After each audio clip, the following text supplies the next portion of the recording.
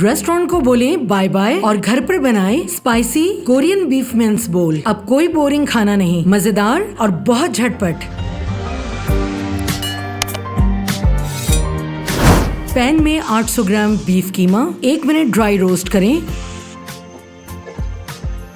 1 tablespoon अदरक लहसुन paste डालकर कीमे का पानी खुश्क कर लें।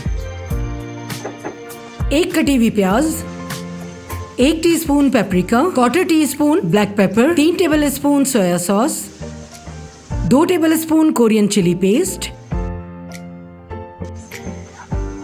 और 2 टेबलस्पून ऑलिव ऑयल डालकर अच्छी तरह मिक्स करें।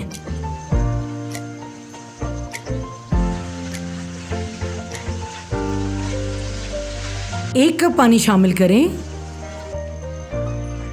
ढकना लगाएं और 15 मिनट हल्की आंच पे पकने दें। डिश आउट करें।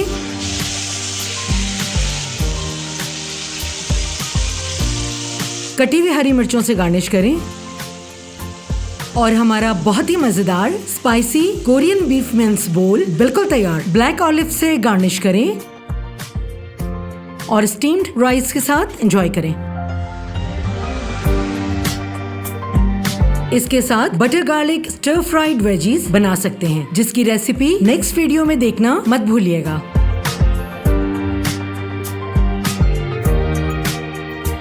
अगर आपको ये रेसिपी पसंद आई तो कोरियन चिकन स्टू की ये रेसिपी बिल्कुल मिस ना कीजिएगा।